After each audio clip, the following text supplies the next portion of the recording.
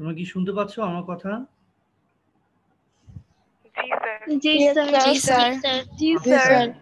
একটু নেটওয়ার্কের সমস্যা হয়েছিল আর কি। এনিওয়ে, তো মিমি কিন্তু অনেক সুন্দর করে বলেছে আর কি। হ্যাঁ, তোমাদের একটু ভিডিওগুলো একটু অন করো তো, যাদের ভিডিওটা অন করা সম্ভব আর কি, একটু ভিডিওগুলো অন করো।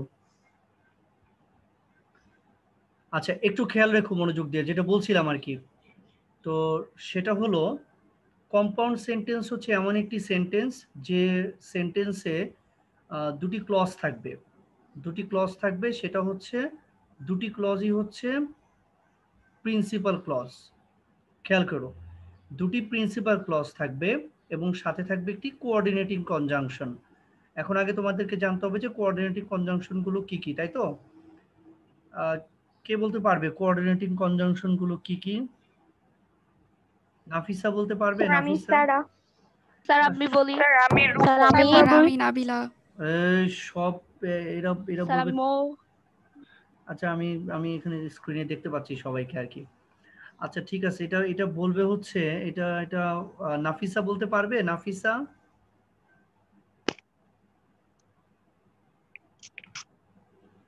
মাইমুনা হায়দার? পারবে না। এটা কে? কাশিস কে? এটা কাশিস হোসাইন? আমি বলেছি একটু পাশে রোল নাম্বারটা লেখার জন্য। কাশিস হোসাইন কে? আচ্ছা বলো, ইয়ে আফরানা বলতে পারবে? জি স্যার। হুম। Sir coordinating coordinating conjunction. On and or but with. আচ্ছা, কোঅর্ডিনেটিং কনজাংশন হচ্ছে এন্ড, বাট, অর, ইয়েট। আচ্ছা, ওই যে আমি যেটা বলেছিলাম একটু আগে যে দুটি ক্লজ থাকে, তাই তো? এখন আমাকে একটু বলো তো যে ক্লজ কাকে বলে? এটা কে পারবে? মৌ বলবে ক্লজ কাকে বলে। কম্পাউন্ড সেন্টেন্স পারতে হলে আগে ক্লজও জানতে হবে তোমাকে একই সাথে। ক্লজ, হ্যাঁ, আগে শিখো স্যার ক্লজ কম্পাউন্ড। হচ্ছে স্যার ক্লজ হচ্ছে একটা বাক্যাংশ। হুম, তাহলে ক্লজ হচ্ছে বাক্যাংশ বা বাক্যের অংশ। সবাই একটু মনোযোগ দিয়ে শুনো এবং লিখে নাও। কম্পাউন্ড সেন্টেন্সে হচ্ছে হ্যাভিং, আগে একটু সংজ্ঞাটা লিখে দিই শর্টকাটে। হ্যাভিং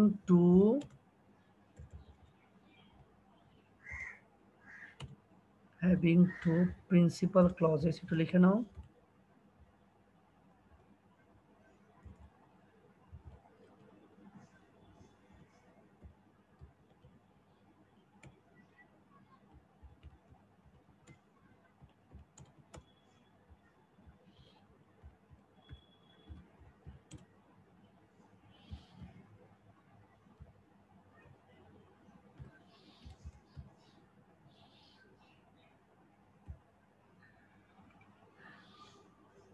আচ্ছা, আমি কাশিস হুসাইনকে আমি চিনতে পারছি না, এটা কে? কাশিস হুসাইন?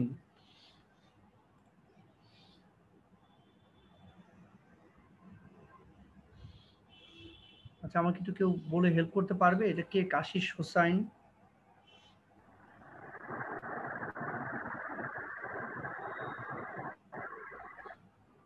স্যার আমার নেটটা একটু প্রবলেম দিচ্ছে।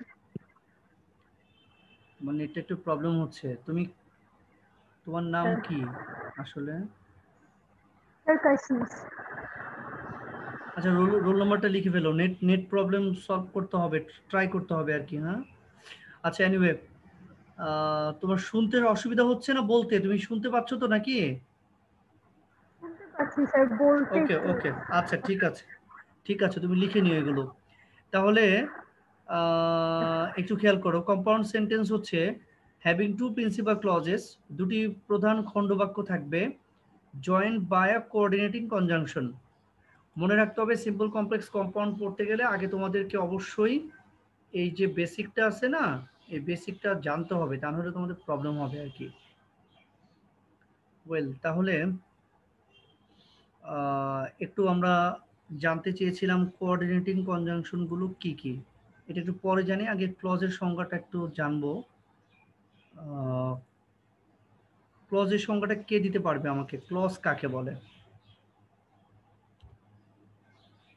স্যার আমি বলি নাবিলা। নাবিলা স্যার বলো। আমি বলি রূপু। আচ্ছা নাবিলা আগে বলুক, তারপর রূপু বলবে। Okay. A group of words having a subject and a finite verb that works as a part of a larger sentence is called a clause. Thank you very much. আচ্ছা এখন কে বলতে চাইছে? রূপু, রূপু বলো। Sir, a group of words having a subject and a finite verb that works as a part of a large sentence is called a clause. Large না, larger sentence. হ্যাঁ, larger sentence, ঠিক আছে। Okay, sir. আচ্ছা অন্য আর কেউ যদি বলতে চাও ক্লজ কাকে বলে, সরি হ্যাঁ ক্লজ কাকে বলে, অন্য আর যে বলতে চাও একটু প্লিজ বলো। স্যার বাংলায় বলবো? হ্যাঁ হ্যাঁ শিওর, বাংলায় বলো। একটি শব্দ সমষ্টি যেটির একটি সাবজেক্ট ও ফাইনাইট ভার্ব থাকে এবং ফাইনাইট, যেটি একটি ফাইনাইট ভার্ব, finite কেমন? ভার্ব থাকে যেটি একটি বৃহৎ বাক্যের অংশ হিসেবে কাজ করে। Very good. তাকে কি বলে? স্যার তাকে ক্লজ। ক্লজ বলে। গুড, ঠিক আছে। তাহলে আমরা যদি সংজ্ঞাটা ক্লোজ করতে চাই, সেটা হচ্ছে ক্লজ কাকে বলে। ক্লজ হচ্ছে বাক্যাংশ, মানে বাক্যের অংশ। সবাই খেয়াল করো, ক্লজ হচ্ছে বাক্যের অংশ। এটার সংজ্ঞাটা যদি আমি তোমাদেরকে লিখে দিতে চাই খুব দ্রুত, গ্রুপ অফ ওয়ার্ডস, একটু খেয়াল করো, সবাই একটু লিখে ফেলো দ্রুত।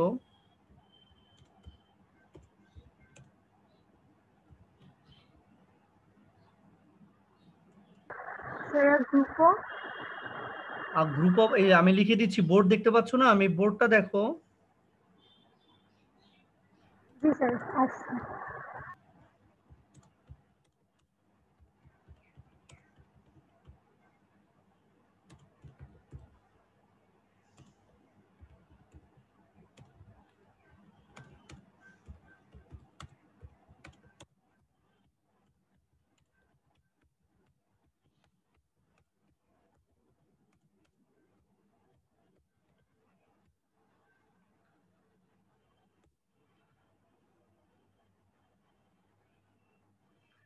আচ্ছা তাহলে খেয়াল করো, a group of words having a subject and a finite verb that works as a part of a larger sentence is called a clause.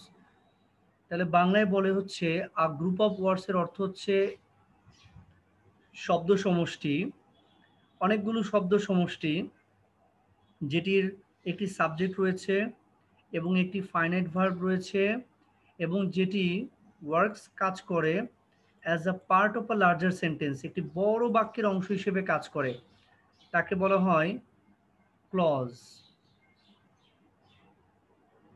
একটু দেখো, তোমরা একটু খেয়াল করো যে কিভাবে বড় বাক্যের অংশ হিসেবে কাজ করে। তোমরা সবাই এটা আসলে পড়েছো, কিন্তু হয়তো জানো না যে এটাই আসলে ক্লজ আর কি। আমি একটা এক্সাম্পল দিচ্ছি আর কি।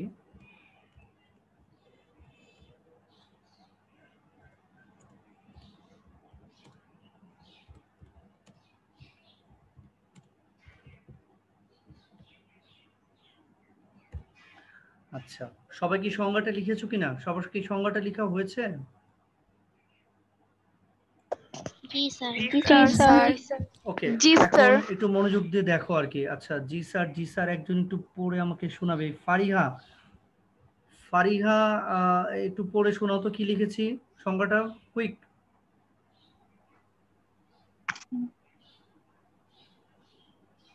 A group of words having a subject and a finite verb that works as a part of a larger sentence is called a clause. Okay very good, ঠিক আছে। এখন মিউট রাখো সবাই। এবার সেন্টেন্সটার দিকে একটু খেয়াল করো। সেন্টেন্স, হ্যাঁ সেন্টেন্সটা আমি লিখেছি ইফ ইউ স্টাডি অ্যাটেন্টিভলি। আগে এইটুকু আমরা দেখি। ইফ ইউ স্টাডি অ্যাটেন্টিভলি, যদি তুমি মনোযোগ দিয়ে পড়ো, ইউ উইল গেট রিওয়ার্ড। এটা একটা আরেকটা clause, you will get reward. আমরা আগে সংজ্ঞাটায় আসি আবারও। সংজ্ঞাটা হচ্ছে মানে একটি শব্দগুচ্ছ। সবাই একটু মনোযোগ দাও, একটু মিউট রাখো, কাটায় সমস্যা হচ্ছে। ইফ হচ্ছে একটা শব্দ, ইউ হচ্ছে একটা শব্দ, স্টাডি হচ্ছে একটা শব্দ, অ্যাটেন্টিভলি আরেকটি শব্দ। তাহলে এখানে কয়টি আছে টোটাল? 1 2 3 4, এই চারটা মিলে হয়েছে গ্রুপ অফ ওয়ার্ডস। খেয়াল করো, এই চারটা হলো গ্রুপ অফ ওয়ার্ডস। কেমন? তাহলে এই গ্রুপ অফ ওয়ার্ডস এর মধ্যে দেখো ইউ হচ্ছে সাবজেক্ট, স্টাডি হলো ভার্ব। তাহলে আমার সংজ্ঞার সাথে মিলে গেছে। কিন্তু প্রথমে হচ্ছে গ্রুপ অফ ওয়ার্ডস, এই চারটা হচ্ছে গ্রুপ অফ ওয়ার্ডস। কেমন? বলেছি হ্যাভিং আ সাবজেক্ট, তাহলে ইউ হচ্ছে সাবজেক্ট, ফাইনাইট ভার্ব হচ্ছে স্টাডি। তাহলে আমার হয়ে গেল গ্রুপ অফ ওয়ার্ডস, সাবজেক্ট আছে, আছে ফাইনাইট ভার্ব। তাহলে এটা হলো আমার একটা ক্লজ। একইভাবে পরের ক্লজটাও দেখো, ইউ হলো সাবজেক্ট, গেট হচ্ছে ভার্ব। তাহলে এখানেও সাবজেক্ট আছে, ভার্ব আছে, এখানেও চারটা ওয়ার্ড আছে। তাহলে গ্রুপ অফ ওয়ার্ডস আছে, সাবজেক্ট আছে, ভার্ব আছে, এবং একটি বড় বাক্যের অংশ হিসেবে কাজ করে বলেছিলাম। এই ইফ থেকে একটু দেখো, ইফ থেকে রিওয়ার্ড পর্যন্ত পুরোটা হচ্ছে একটি বড় বাক্য, এটার অংশ হিসেবে কাজ করে। আচ্ছা, কিভাবে অংশ হিসেবে কাজ করলো? অংশটা হচ্ছে ইফ ইউ স্টাডি অ্যাটেন্টিভলি, এটা হচ্ছে একটি অংশ। ইউ উইল গেট রিওয়ার্ড, এটা হলো আরেকটি অংশ। তুমি কি বুঝতে পারছো আমার কথা? Yes, sir. জি স্যার। ওকে, তাহলে প্রথম অংশটিকে বলা হয় সাবঅর্ডিনেট ক্লজ, পরের অংশটিকে বলা হয় প্রিন্সিপাল ক্লজ। তার মানে হচ্ছে ক্লজ হচ্ছে প্রধানত দুই প্রকার, যদিও ক্লজ তিন প্রকার, কিন্তু আধুনিক গ্রামারিয়ানরা এক প্রকার ক্লজকে বাদ দিয়ে দিয়েছেন আর কি। তো মেইনলি ক্লজ হচ্ছে দুই প্রকার, একটা হচ্ছে প্রিন্সিপাল, একটা হচ্ছে সাবঅর্ডিনেট। তো আরেকটা ক্লজ ছিল কোঅর্ডিনেটিং ক্লজ আর কি, মানে যেটা আমরা কোঅর্ডিনেটিং কনজাংশন থেকে যেটা পাই, কোঅর্ডিনেট ক্লজ, এটা লাগে না আর কি। এনিওয়ে, তো আমরা এই দুটো ক্লজই আগে ভালো করে শিখবো। তবে ক্লজ হচ্ছে দুই প্রকার। হ্যাঁ, তোমরা একটু লিখে নিবা, clause is of two types. তাহলে একটি হচ্ছে প্রিন্সিপাল ক্লজ। মুখে ফ্যানটা ছাইড়া দিবা।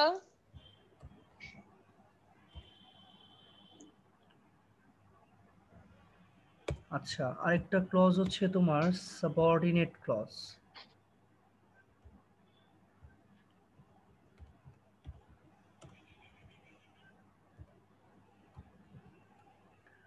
ওকে, আমি তোমাদেরকে অলরেডি একটা সংজ্ঞা দিয়েছি যে ক্লজ কাকে বলে।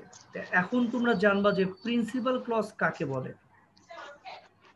হ্যাঁ, প্রিন্সিপাল ক্লজ কাকে বলে। তোমরা বাসায় যারা কথা বলো, হ্যাঁ, যদি মিউট না রাখো তাহলে বাসার কিন্তু পারিবারিক আলাপ আলোচনা এখানে চলে আসবে আর কি। সব সময় মিউট রাখবে, হ্যাঁ, মিউট রাখবে, তাহলে সুবিধা হবে আর কি। এনিওয়ে, তো প্রিন্সিপাল ক্লজ এবং সাবঅর্ডিনেট ক্লজ আমরা একটু জানার চেষ্টা করি। কেউ যদি আমাকে একটু বলতে পারো প্রিন্সিপাল ক্লজ কাকে বলে? স্যার আমি স্যার নাবিহা। আমি বলবো। সারা স্যার স্যার আমি রূপু। প্লিজ। কেন স্যার নাবিহা। শুধু স্যার, আমার আমি বলি। নাবিলা, নাবিহা, রূপু, সারা এরা কেন? বাকিদের তো পার্টিসিপেট করতে হবে। স্যার আমি বলি নীরা। হ্যাঁ হ্যাঁ, নীরা, এই তো নীরা চলে আসছে। নীরা বলো। A clause that can express its meaning without the help other clause is called a principal clause. আচ্ছা, thank you. A clause that can express it meaning, না ইটস মিনিং। একদম সহজ করে শুনো, যে খণ্ডবাক্য অন্যের সাহায্য ছাড়া নিজেই তার অর্থ প্রকাশ করতে পারে সেটা হচ্ছে প্রিন্সিপাল ক্লজ। আর যেটি অন্যের সাহায্য ছাড়া অর্থ প্রকাশ করতে পারে না সেটা হচ্ছে সাবঅর্ডিনেট ক্লজ। কেমন? তাহলে একটু খেয়াল করো, এই যে আমি যে বাক্যটা লিখেছিলাম, if you study attentively, if you study attentively, যদি তুমি মনোযোগ দিয়ে পড়ো, এটা হচ্ছে সাবঅর্ডিনেট ক্লজ। কেন? কারণ এটি অর্থ প্রকাশ করতে পারছে না। কিভাবে? আমরা যদি একটু প্রুফ করি, সে দেখো একটু তোমরা। ইফ ইউ স্টাডি অ্যাটেন্টিভলি, যদি তুমি মনোযোগ দিয়ে পড়ো, দেখো বাক্যটা অর্থ কমপ্লিট কিনা। যদি তুমি মনোযোগ দিয়ে পড়ো, যদি তুমি ভাত খাও, যদি তুমি কথা শোনো, যদি তুমি এটা করো, বাক্য কি শেষ হচ্ছে? যদি আমি এটা করি তাহলে আমি কি পাবো? এই যে প্রশ্ন আসে না, বলো তো, মানে বাক্যটা কি শেষ কিনা জি মনে স্যার। হচ্ছে? এই প্রশ্ন নো আসে স্যার। বলেই এটার নাম হচ্ছে সাবঅর্ডিনেট ক্লজ, কারণ এই প্রথম ক্লজটা নিজে অর্থ প্রকাশ করতে পারছে না। এবার এটা ভুলে যাই আমরা, আমরা এটা দেখি, ইউ উইল গেট রিওয়ার্ড। যদি বলি তুমি পুরস্কার পাবে, তুমি পুরস্কার পাবে, হ্যাঁ, তুমি A+ পাবে। তুমি এখন ভাত খাবে, তুমি এখন স্কুলে যাবে, এগুলো বলছি না আমরা, তাহলে কিন্তু এটাই কিন্তু মানে বাক্য অর্থ প্রকাশিত হয়ে গেল। সো এটা হচ্ছে প্রিন্সিপাল ক্লজ। তো তোমরা বুঝতে পেরেছো প্রিন্সিপাল ক্লজ কাকে বলে, সাবঅর্ডিনেট ক্লজ কাকে বলে? জি স্যার। জি স্যার। স্যার। ঠিক আছে, থ্যাংক ইউ ভেরি মাচ। আমরা নেক্সট ক্লাসে আবার বাকিগুলো করব। আমার 40 মিনিট শেষ, 1 মিনিট আছে মাত্র। তোমরা সবাই হোমওয়ার্ক লিখে রাখো। এই যে ক্লজ কাকে বলে, আজকে যা যা পড়ালাম এগুলো সব কিছু মুখস্থ করবে, নেক্সট ক্লাসে আমি এগুলো ধরবো, ঠিক আছে? আর বন্ধুদেরকে সবাইকে কানেক্ট করে ফেলবে।